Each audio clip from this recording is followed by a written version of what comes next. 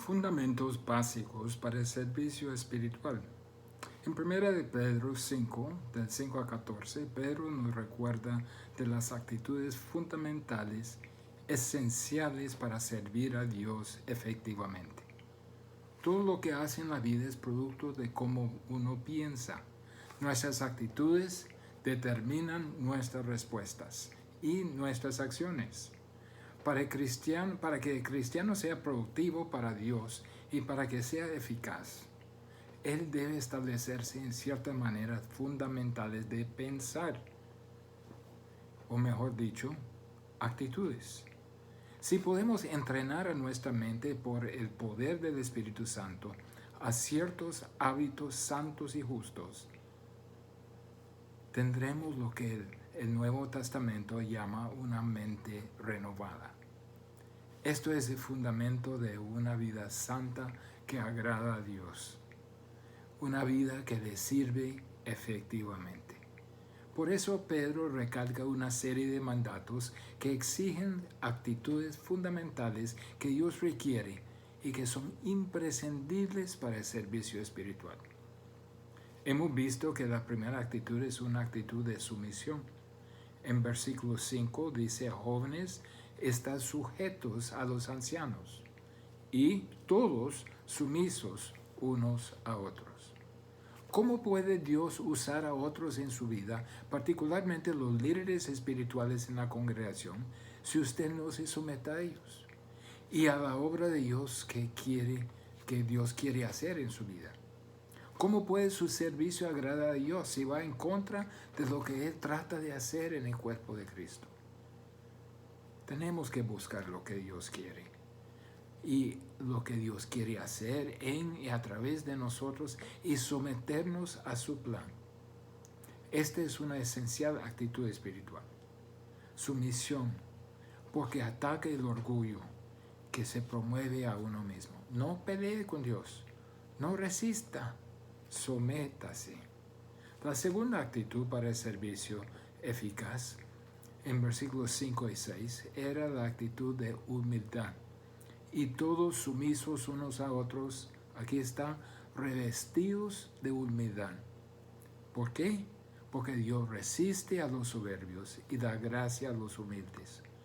Humillaos pues bajo la poderosa mano de Dios, para que Él os exalte cuando fuere tiempo.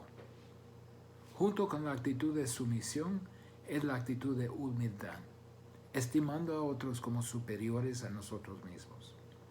Debemos tener humildad no solo el uno al otro, sino también debemos tener humildad a Dios también.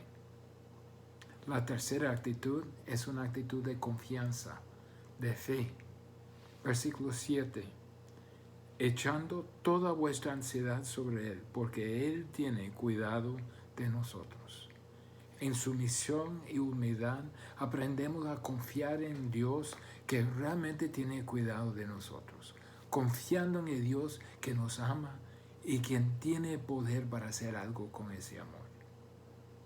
Eso nos trae a la cuarta actitud. Debemos servir con una actitud de dominio propio.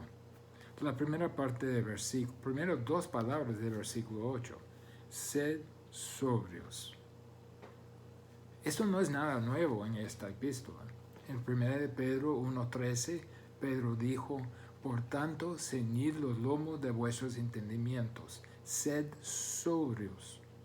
Y en capítulo 4, versículo 7, mas el fin de todas las cosas se acerca, sed pues sobrios y velad en oración. Sobrio significa control de uno mismo. Significa tener el control de los asuntos de la vida con las prioridades de vida en su debido orden e equilibrio. Requiere una disciplina de la mente y del cuerpo que evita las atracciones del mundo que intoxican. Empieza con pensamientos muy disciplinados en la vida. Es absolutamente esencial que seamos renovados en nuestra mente. En breve, es negarse a sí mismo para que su vida refleje la gloria de Dios. Sobrio. 1 Tesalonicenses 5:6.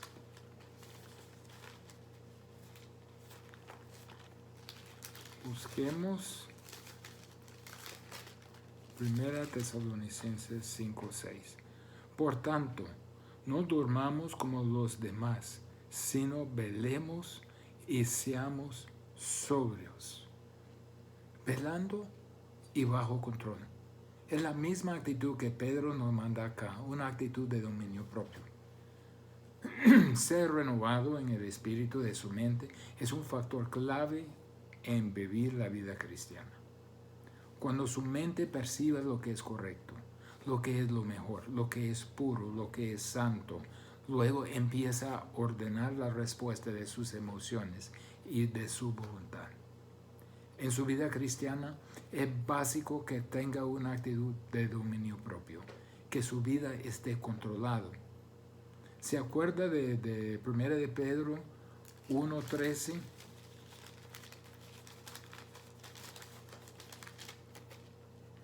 Por tanto, ceñid los lomos de vuestro entendimiento, sed sobrios y esperad por completo en la gracia que se os traerá cuando Jesucristo sea manifestado. Ceñid los lomos de vuestro entendimiento para acción. Literalmente amarre los cabos sueltos de sus pensamientos en su preocupación como si fuera como un cinturón, como una faja. Que su mente esté clara y bajo control. Debemos servir a Dios con una actitud de dominio propio. Debemos también servir con una actitud de vigilancia. Vamos a quedarnos aquí un ratito. Versículo 8. Sed sobrios y velad, porque vuestro adversario el diablo, como el león rugiente, anda alrededor buscando a quien devorar. La razón que tenemos que someternos, la razón que debemos humillarnos bajo la poderosa mano de Dios, la razón que debemos totalmente confiar en Dios es porque nuestro adversario, nuestro enemigo está patrullando, buscando a alguien para devorar. Y vienen con todo. Tenemos que velar por nuestra vida. Velad, dice. Manténgase despierto, que esté listo, que esté en alerta, que con los pelos parados, no solamente sobrios con sus prioridades en orden, pero tan vigilante de nosotros mismos. Nuestra fuerte confianza en el cuidado de Dios no significa que no debemos mantener arriba nuestra guarda. Nuestro adversario se disfraza como ángel de luz, muchas veces escondiéndose detrás de la mascarilla de un personaje religioso y carismático para que no se dé cuenta quién realmente es. Satanás aprovechará a cualquier punto en nuestra vida que le permite entrar para atacarnos, especialmente en tiempos de crisis, en tiempos de aflicción. Debemos velar de nosotros mismos por los pensamientos que permitimos ocupar nuestra mente, por las situaciones en que nos permitimos estar, por nuestras reacciones, por nuestras emociones, para no dejar ninguna apertura a nuestra vida. Nuestra vida esté totalmente enfocada en nuestro Dios y en lo que Él quiere para nuestra vida. No es tanto vigilar contra el diablo mismo, sino vigilar nuestra propia vida, que no presente ninguna apertura que pueda aprovechar Satanás para afectarnos. El versículo dice, y velad, porque vuestro adversario el diablo. Tenemos que velar contra nuestro enemigo. Adversario quiere decir el oponente legal.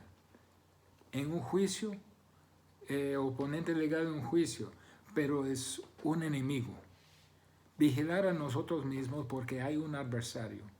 El que viene contra usted y le quiere derribar, lo quiere destruir y lo quiere eliminar. No solo es adversario de Dios, no solo es adversario de los santos ángeles, es nuestro adversario también. No queremos ofrecerle ninguna brecha para entrar. Lo llaman el diablo, porque vuestro adversario, el diablo, es un enemigo malicioso que ataca y uno que difama. También lo llama el destructor. Está al acecho de alguien a quien devorar. Siempre está activo. siempre buscando oportunidad de abrumarnos, arrollarnos. Su propósito es sembrar discordia, romper la comunión con Dios y entre los hermanos, acusar a Dios entre los hombres, acusar a los hombres ante Dios, acusar a los hombres entre ellos mismos, minar nuestra confianza en Dios y parar la confesión, parar nuestro servicio a Dios. ¿Qué tiene de recurso? Él manda el sistema mundial, el sistema humano. Dirige todo un mundo de seres demoníacos, todo un sistema mundano, creando un entorno en que en sí nos podría devorar. Trabaja él mismo, trabaja a través de principados y potestades y trabaja por medio de humanos dominados por él. ¿Cómo es su actitud?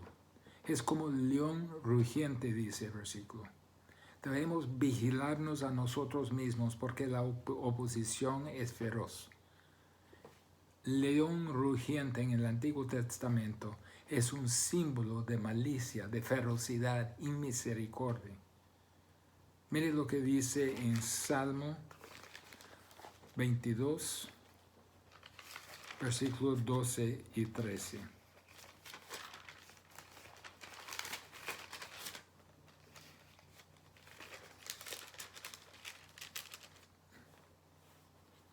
Me han rodeado muchos toros, fuertes toros de Basán me han cercado. Abrieron sobre mí su boca como león rapaz y rugiente. Es feroz. Salmo 104.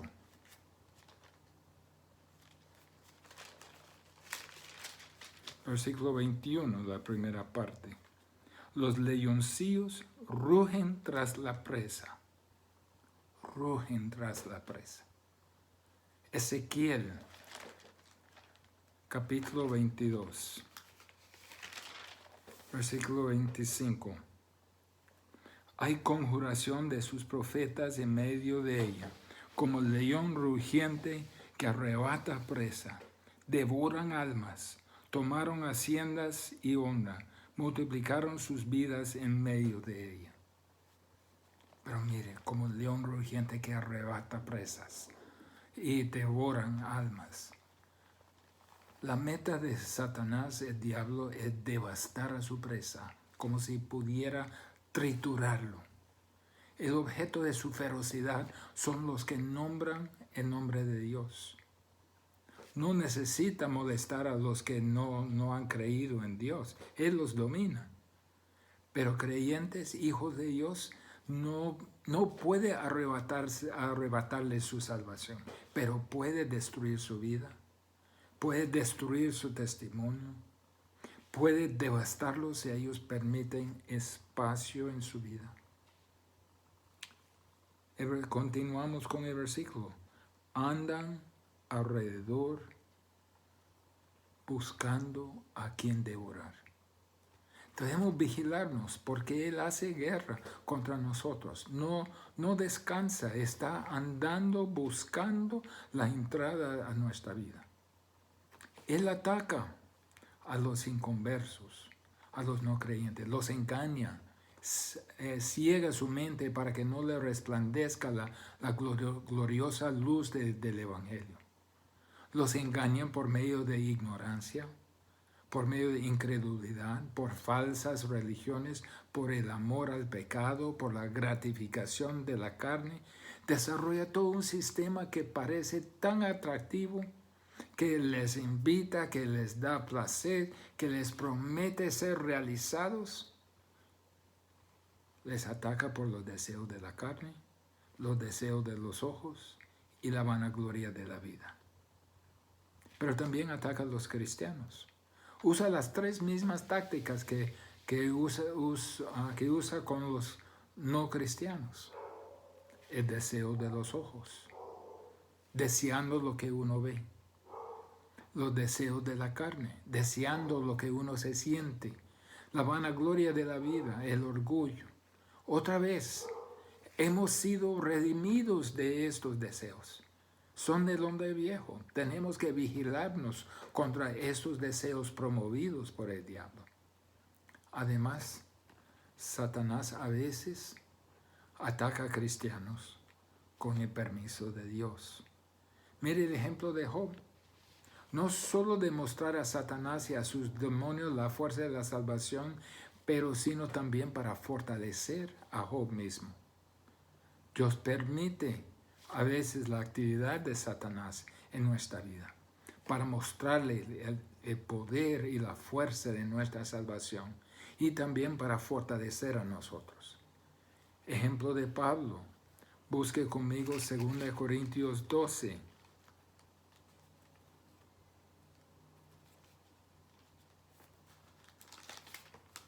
Versículos 7 al 9. Y para que la grandeza de las revelaciones no me exaltase desmedidamente, me fue dado un aguijón en mi carne, un mensajero de Satanás, que me abofetee, para que no me enaltezca sobremanera. Respecto a los cuales 3 veces he rogado al Señor que lo quite de mí. Y me ha dicho, bástate mi gracia, porque mi poder se perfecciona en la debilidad. Por tanto, de buena gana me gloriaré más bien en mis debilidades, para que repose sobre mí el poder de Cristo. Un mensajero de Satanás, pero la gracia del Señor es suficiente. Y Él se perfecciona en nuestra debilidad para mostrar su poder. Y en la vida también de Pedro mismo. Pedro está escribiendo algo que sí conocía. Lucas 22, versículos 31 y 32. Dijo también el Señor, Simón, Simón, he aquí Satanás os ha pedido para zarandearos como a trigo. Pero yo he rogado por ti que tu fe no falte, y tú una vez vuelto confirma a tus hermanos. A veces Dios mismo pone a Satanás a perseguir a uno, quien se llama cristiano, para juzgarlo, para castigarlo, hasta destruirlo. En ese momento Dios retira su protección. Mire conmigo 1 Corintios 5:5. El tal sea entregado a Satanás para destrucción de la carne, a fin de que el espíritu sea salvo en el día del Señor Jesús. Un cristiano involucrado en terrible fornicación fue entregado a Satanás para la destrucción de su carne. Dios permitió que Satanás lo atacara. 1 de Timoteo 1:20. Aquí habla de un falso maestro naufragando la fe de otros. 1 Timoteo 1:20. De los cuales son Himeneo y Alejandro, a quienes entregué a Satanás para que aprendan a no blasfemar. Entregó a Satanás. A veces Dios usa a Satanás para castigar, para juzgar a los que no son cristianos, pero dicen que sí, y a veces el cristiano que es desobediente. ¿Cuál debe ser nuestra reacción ante este adversario? Versículo 9 dice, al cual resistid firmes en la fe. Es una actitud de vigilancia que resiste al adversario. ¿Cómo resistir? Debemos aprender sobre Satanás, aprender de sus debilidades por medio de aprender la verdad espiritual. Aprenda de la armadura de Dios, aprenda principios de las Escrituras, aprenda la armadura de Dios por medio de aprender los principios de la palabra de Dios para usar contra la tentación. Satanás viene contra individuos, contra familias, contra líderes y contra la iglesia. Santiago 4:7 dice, resistid al diablo y huirá de vosotros. Pero mire lo que dice, resistid firmes en la fe. firme en su fe en Dios y firme en la fe cristiana. La fe cristiana, lo que ha sido revelado en la palabra de Dios. Firme en lo que Dios ha dicho. No estamos solos en esta lucha. Mire la última parte del versículo 9. Sabiendo que los mismos padecimientos se van cumpliendo en vuestros hermanos en todo el mundo. No estamos solos. Todo se lleva cautivo a la verdad y a la obediencia de la verdad. Conocer la verdad, creer la verdad, pararse en la verdad, obedecer a la verdad. En esto Satanás es resistido y huye. Mire lo que dice en Efesios 6:10.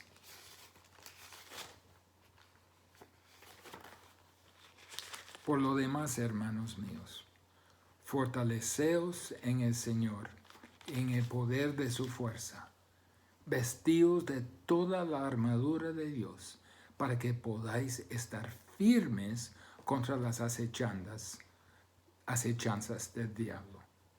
Miren, nunca dice atacar a Satanás, sino de estar firmes, teniendo la verdad en la cintura. La justicia, compromiso a obedecer, cubriendo como coraza las partes vitales. Confianza en Dios, la fe como escudo. La salvación, la esperanza eterna, cubriendo la cabeza y los pensamientos. Y usando bien la espada de verdad, que es la palabra de Dios. Esto es como se resiste a Satanás. La palabra de Dios, plena confianza en Dios, y uno puede estar firme. Entonces hemos visto dos actitudes. La primera actitud es de servir con actitud de dominio propio. Después, servir con una actitud de vigilancia.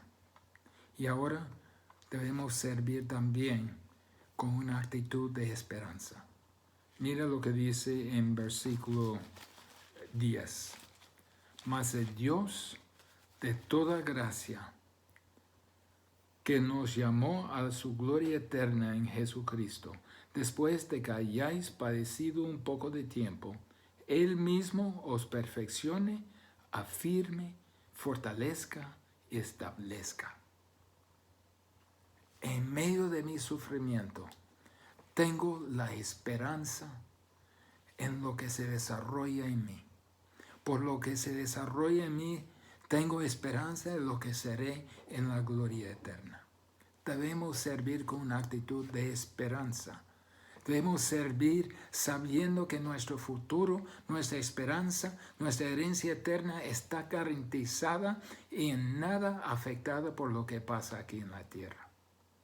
Mire lo que dice, el Dios de toda gracia. Gracias el favor no merecido que el Señor nos ha extendido. El versículo famoso que todos conocemos, Efesios 2:8. Pues por gracia sois salvos. Además, nos extiende la gracia que necesitamos en tiempo de crisis para poder vivir y ser todo lo que Él quiere que seamos. Ha extendido la gracia y sigue dando la gracia, porque es el Dios de toda gracia. ¿Qué ha hecho? Que nos llamó a su gloria eterna en Jesucristo. Esto se refiere al llamado de nuestra salvación. Nos llamó en Jesucristo. Miren lo que dice en Efesios 1:4-5. Según nos escogió en Él antes de la fundación del mundo, para que fuésemos santos y sin mancha delante de Él, en amor habiéndonos predestinado para ser adoptados hijos suyos por medio de Jesucristo, según el puro afecto de su voluntad. Nos llamó antes de la fundación del mundo. Nos llamó en Él, en Jesucristo. Pero también nos llamó a su gloria eterna. Pero nunca canse de hablar de nuestro futuro. Primera de Pedro 1, versículos 4 y 5. para una herencia incorruptible, incontaminada e inmarcesible, reservada en los cielos para vosotros, que sois guardados por el poder de Dios mediante la fe, para alcanzar la salvación que está preparada para ser manifestada en el tiempo postrero. El Dios de toda gracia nos ha llamado a su gloria eterna. Debemos servir sabiendo que nuestro futuro es garantizado. Debemos también servir con el entendimiento que el propósito de Dios en el futuro podría significar dolor en el presente. Mire lo que dice: después que hayáis padecido un poco de tiempo. Padecido. Pedro lo ha mencionado que la aflicción antes, en 1 Pedro 1:6, en lo cual vosotros os alegráis, aunque ahora por un poco de tiempo, si es necesario, tengáis que ser afligidos en diversas pruebas. A la luz de nuestra herencia reservada en el cielo para nosotros, podemos alegrarnos en la aflicción, porque en comparación a nuestro futuro no es nada. Dice un poco de tiempo.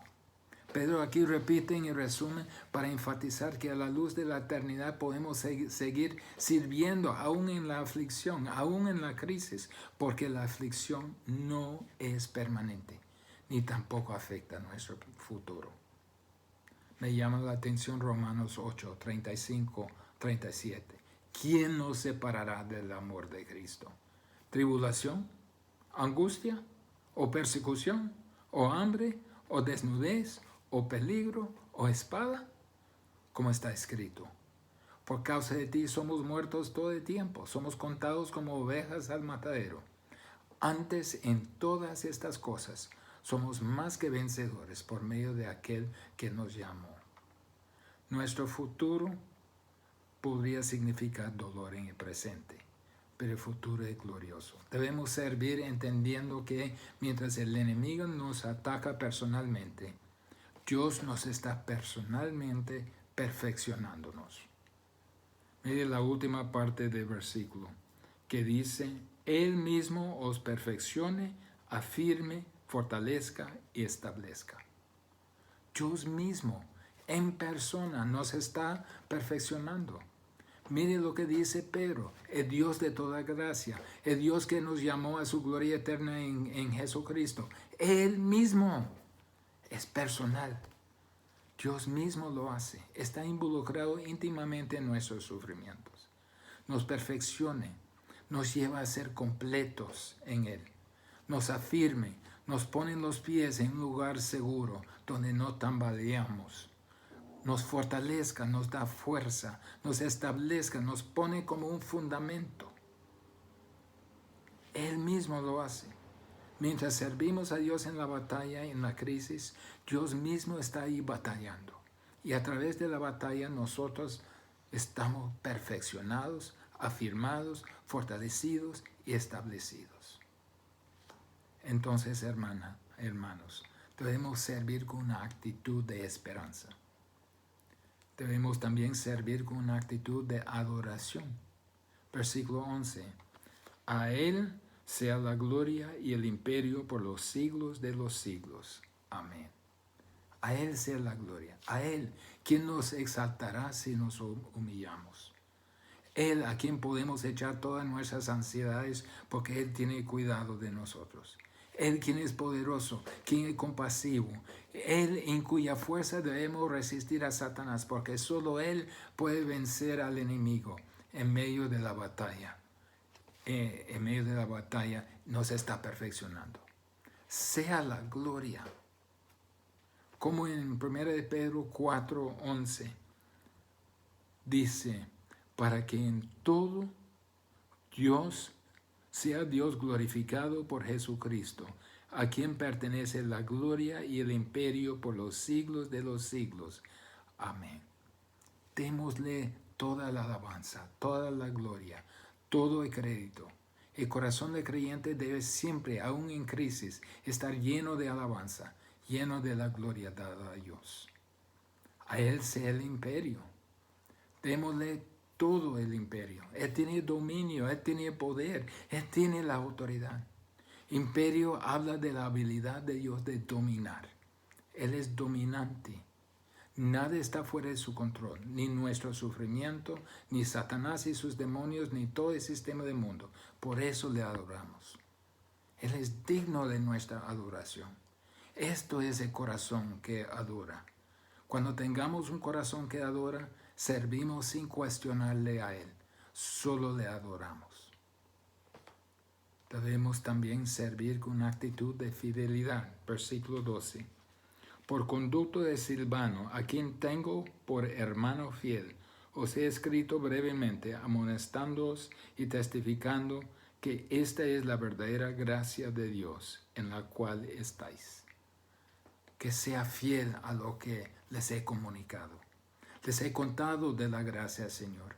Su gracia que salva, su gracia que santifica, su gracia en las pruebas, en el sufrimiento, su gracia en el servicio.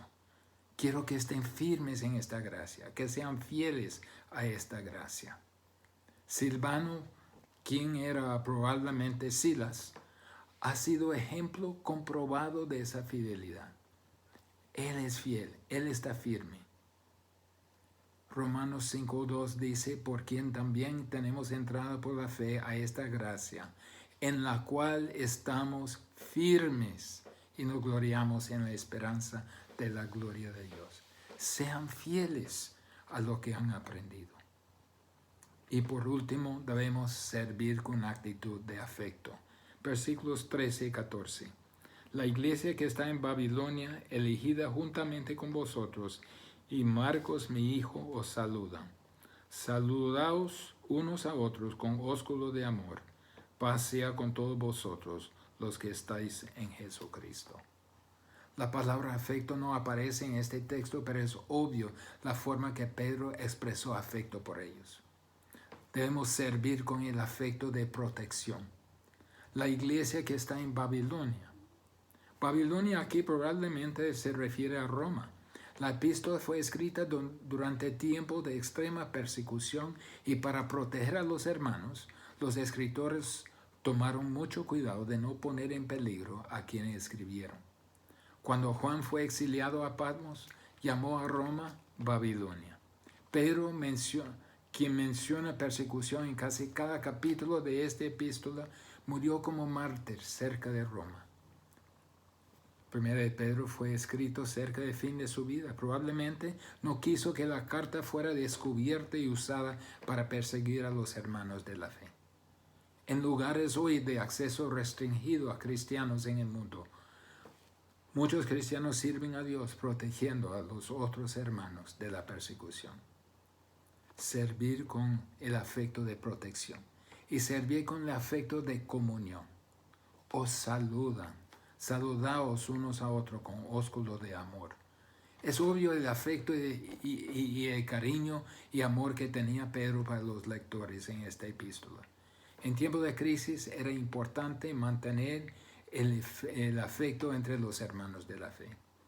Aquí se ve ese afecto de iglesia a iglesia, de Pedro mismo a la iglesia, de Marcos a la iglesia. Mantenga esa expresión de afecto y cariño. El ósculo de amor era costumbre y sigue siendo costumbre en el Medio Oriente de saludar el uno al otro con un beso en cada mejilla, hombre a hombre y mujer a mujer. En tiempos difíciles es importante más que nunca mantener la comunión, el afecto, el apoyo entre nosotros, los hermanos de la fe. Y servir con la paz que caracteriza a todos los hermanos en Cristo. Cada creyente verdadera tiene no solo la paz de Dios en tiempos de crisis, sino la paz con Dios, lo más importante. Al terminar su epístola, Pedro nos vuelve a los fundamentos básicos, las actitudes esenciales para realmente poder servir a Dios. Sumisión, humildad, confianza, dominio propio, vigilancia, esperanza, adoración, fidelidad y afecto. ¿Están presentes en su vida? Si no las tiene ahora, no espera que las tenga en tiempo de crisis. Son indispensables para servir en tiempo de crisis. Estas actitudes no vienen por ninguna experiencia mística, no le van a caer del cielo, no las puede inventar de su propia fuerza, vienen de la verdad de Dios. Y al introducir la verdad en su vida día tras día, hora tras hora, la verdad empieza a cambiar su carácter y crear este tipo de actitudes. Permanezca en Él y Él lo hará. Oremos. Padre, queremos servirte con toda gana, con toda efectividad. Padre, que produzca en nosotros estas actitudes esenciales para que nuestro servicio te agrada y sea eficaz cumpliendo tus propósitos en este mundo. En el nombre de Jesús. Amén.